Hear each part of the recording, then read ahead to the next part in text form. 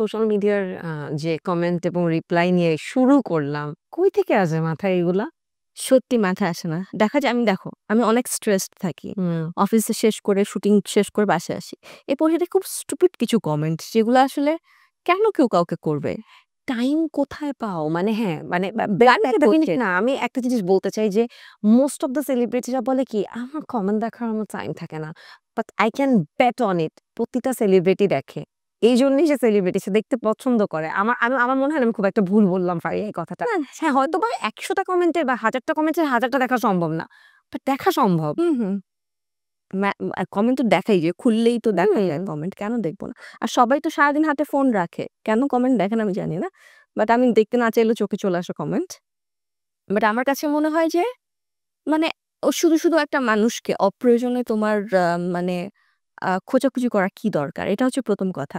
আর প্রত্যেকটা মানুষের নিজস্ব ওপিনিয়ন হুম, থাকবে। তোমার আর আমারও হয়তো একটা মগ দেখালাম এক সেম ভিউ থাকে না। এক্সাক্টলি। তার মানে এটা না যে তুমি খারাপ, আমি তোমার থেকে সুপিরিয়র।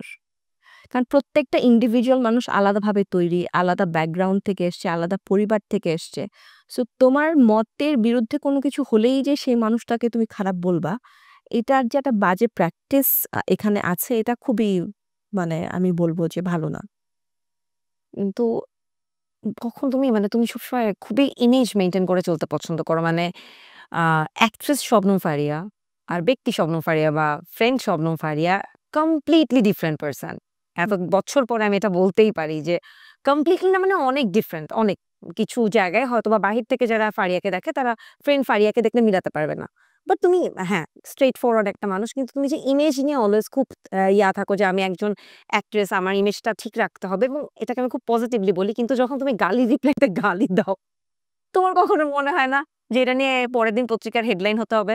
হেডলাইন যদি নাও হয়, অন্তত পত্রিকায় কিন্তু সেই নিউজটা থাকে। তুমি একটা স্ট্যাটাস দিলেও সেটা নিয়ে পরের দিন দেখি যে একটা অনলাইন পোর্টালে হলো স্ট্যাটাসটা নিউজে চলে আসছে। অ্যাকচুয়ালি আমার আরেকটা ফ্রেন্ড নাম হচ্ছে রিয়াদ। হ্যাঁ, তো রিয়াদ একদিন আমাকে বলতেছে যে, "হোয়াই ডোন্ট ইউ আস্ক মানি?" আমি বললাম যে, "কেন? কার কাছে টাকা চাবো?" বলে, "তুই সাংবাদিকদের কাছে টাকা চা। তুই সেটা যা ঢুকবো। লিখিস তাই ওরা নিউজ করে হ্যাঁ, অ্যান্ড ওরা অনেক ভিউ পায়। সো তুই ওদের কাছ থেকে এখন থেকে টাকা নেয়া শুরু কর।" সো এই ব্যাপারটা অনেকটা এরকম। আমার বাসার সবাই, হ্যাঁ। আমার friend including you and other friends সবাই বিব্রত হয়। কারণ আমার তো থাকে না আমি অ্যাজ এ পারসন আমি একরকম। অভিনয় শিল্পী হওয়াটা ডিফারেন্ট যে হ্যাঁ, আমাকে মানুষ চিনছে। বাট আমি তো ইন্ডিভিজুয়ালি মানুষটা অনেক অন্যরকম।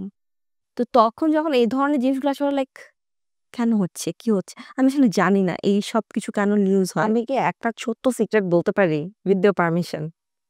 ফারিয়া বাইরে সবসময় মাস্ক পরে থাকে। তুমি সহজে কিন্তু ওকে দেখলে কেউ চিনবে না। কারণ ও আমাদের সাথে যেভাবে থাকে আনসিম্পল। এবং ও কিন্তু মানুষকে ছোটখাটো বুলি করতে পছন্দ করে। মাস্কের পেছনে কে বুলি করছে এটা তো আর মানুষ জানে না। এতটুকু তো বলা। না, দেখো এখন যখন না, বুলি বলতে কিন্তু খুব নেগেটিভ বুঝায়। সো এই বুলিটা সেই বুলি না যেটা একটু মজা করা বলে।